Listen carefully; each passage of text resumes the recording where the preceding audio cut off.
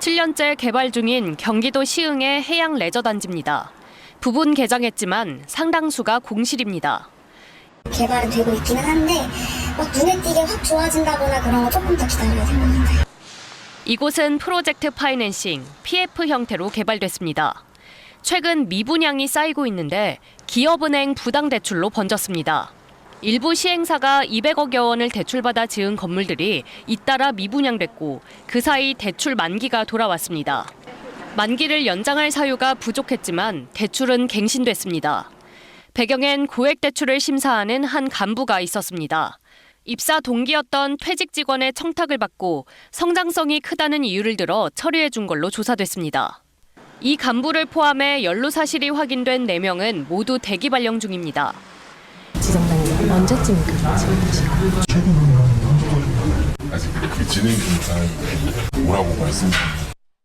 해당 간부가 얽힌 부당대출은 또 있었습니다. 이번에는 친인척이 등장합니다. 지점장으로 일하던 2년 전 한 여성 명의로 수십억 원 대출을 승인했는데 실은 가까운 인척이었습니다. 대출 한도도 넘겼고 용도에 안 맞는 대출도 있었습니다. 미분양 PF와 인척이 얽힌 대출은 2년 넘게 지속됐고 얼마나 회수될지도 미지수입니다. 기업은행 측은 자체적으로 발견해 상급기관 보고 등 조치를 조속히 실시했다며 내부 통제에 문제가 없다는 점을 강조했습니다. 금융감독원은 일부 직원이 사적 이익을 취한 정황도 포착하고 계좌 추적도 진행하고 있습니다. 금감원은 오늘까지였던 검사 기한을 연장했습니다. KBS 뉴스 최인영입니다. 올해 6월 특혜성 대출 관련 제보를 받은 금융감독원은 우리은행에 대한 검사에 착수했습니다. 검사 결과 2020년 4월부터 지난 1월까지 손태승 전 우리금융지주 회장의 처남 등 친인척 관련 차주의 42건, 616억 원의 대출이 실행된 것을 확인했습니다. 이 가운데 부동산 담보 가치가 부실해도 대출 심사를 통과하는 등 부적정하게 이뤄진 대출은 350억 규모로 파악됐습니다. 상당 부분은 부실화돼 은행 손실로 돌아왔습니다. 우리은행은 올해 초 자체 검사를 통해 관련 대출을 주도한 전 본부장 A씨 등을 징계하고 사문서 위조 혐의 등으로 고소했다고 밝혔습니다. 대출 과정에서 특혜를 제공한 배경과 손 전 회장으로부터 지시가 있었는지가 향후 쟁점이 될 전망입니다. 금감원 관계자는 지주 회장에게 권한이 집중된 현행 체제에서 내부 통제가 정상 작동하지 않은 사안을 엄중하게 보고 있다고 설명했습니다. 우리은행에서는 지난 6월에도 직원이 대출 사기로 180억 원을 횡령한 사건이 드러났습니다.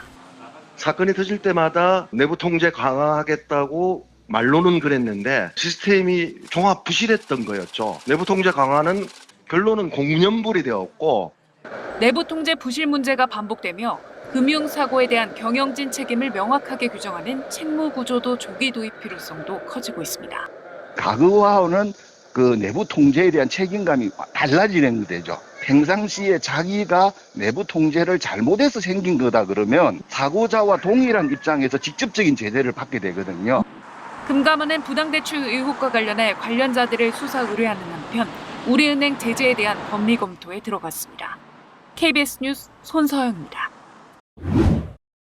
이 사안은 금감원의 현장 조사를 통해서 알려진 내용입니다. 일단 금감원이 현장 검사를 해본 결과 말씀해 주신 것처럼 손 전 회장의 친인척들을 대상으로 한 부적정 대출의 규모가 한 350억 원 가량 된다라고 지금 알려지고 있는 것인데요.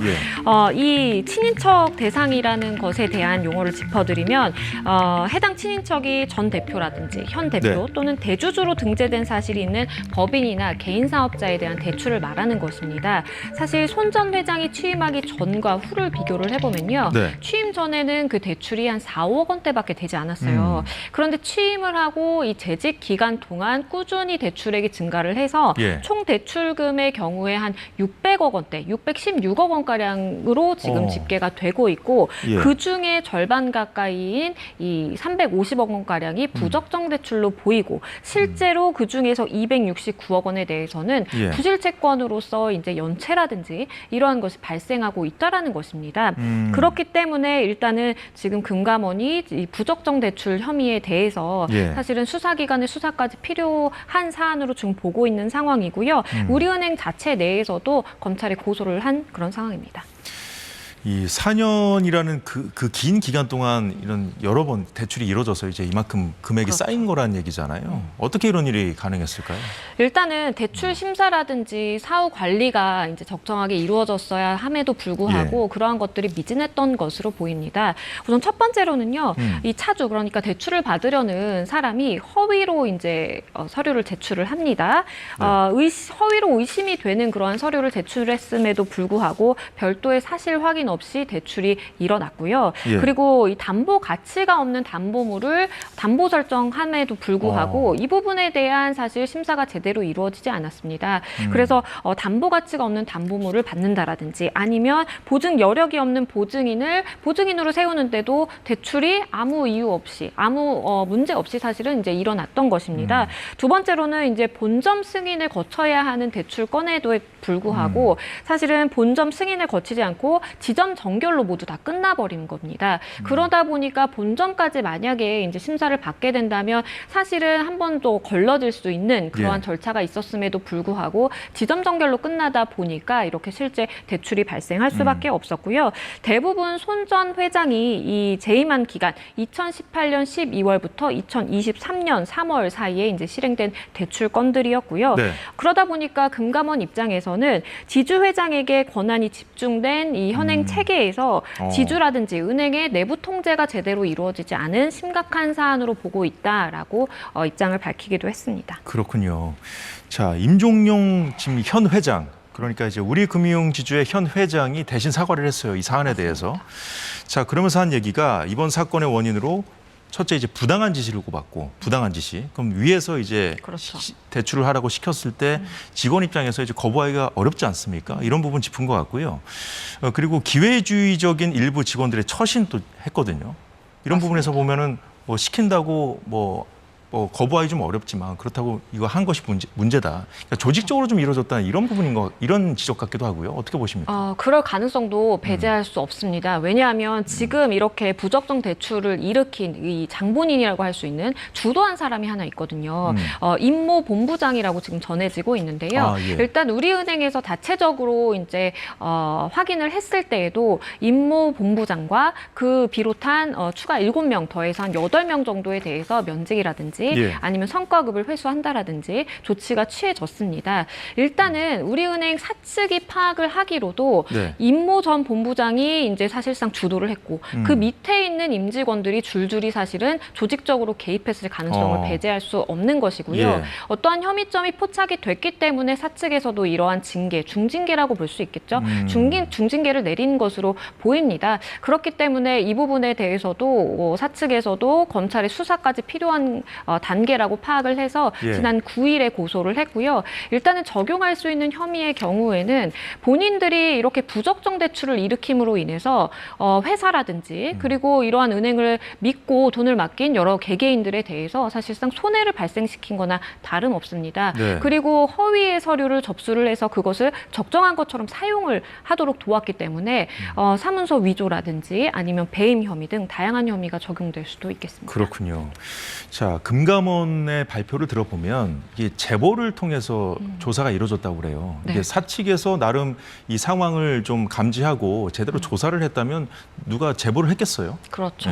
사실은 내부에 이제 제보를 통해서 이렇게 조사가 된 부분이기 때문에 사실상 사측에서 입장을 내놓은 것처럼 우리는 이렇게 친인척까지 깊게 이제 연관이 되어 있는지 몰랐고 그리고 이 정도의 부적정 대출이 일어났다라는 것을 사실 몰랐다라고 이야기하는 것이 앞뒤가 좀 맞지 않는 것입니다. 납득이 안 되는데요? 그렇죠. 왜냐하면 만약에 몰랐다라고 한다면 이건 시스템 붕괴이자 업무 태만으로 볼 수 있겠고요. 알았다라고 한다면 이것을 좀 쉬쉬하려고 한 것 아닌가라는 의혹을 받을 수밖에 없습니다.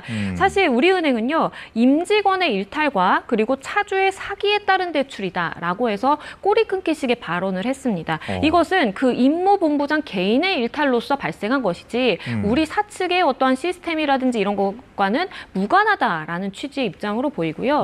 그리고 차주가 적극적으로 기망의 고의를 가지고 이렇게 사기 행위를 벌인 것이기 때문에 역시 우리 은행에는 좀 문제가 없다라는 취지의 발언으로 보이는데요. 하지만 그럼에도 불구하고 말씀드린 것처럼 4년이라는 시간 동안 이렇게 많은 횟수에 걸쳐서 부적정 대출이 발생했음에도 불구하고 사측이 전혀 모르고 있었다라는 것은 내부 시스템이라든지 예. 내부 통제의 붕괴로 볼 수밖에 없다라고 봅니다. 자, 내부 시스템 붕괴 가능성에 대해서 언급을 해주셨는데 최근에도 거액의 횡령 사고가 끊이지 않았잖아요. 그런 점을 보면은 좀 뭔가 시스템 문제가 좀 있다는 지적을 받을 수밖에 없을 것 같아요. 그럴 수밖에 네. 없습니다. 사실은 다들 기억하시는 것처럼 우리은행의 그 김해 지점, 이제 한 지점의 대리급 직원이요. 횡령을 했는데 180억 원가량 규모의 횡령을 저지른 일이 있었습니다. 예. 실제로 이 직원의 경우에는 이제 구속 기소가 된 상황이고요. 그리고 2022년도에 이제 알려진 뉴스로도 본점의 이 차장급 직원이 무려 700억 원가량의 횡령을 해서 사실은 떠들썩했던 적이 있습니다. 예. 이렇게 거액의 금액을 횡령하는 데 있어서의 사실은 어떠한 조직적인 범죄가 아니라 개인의 일탈임에도 불구하고 이것을 제대로 감사라든지 혐의점을 포착할 수 있는 시스템이 없었다라는 것은 사실상 내부 통제 관련해서 심각한 문제점이 있다라고 볼 수밖에 없겠습니다. 그렇군요.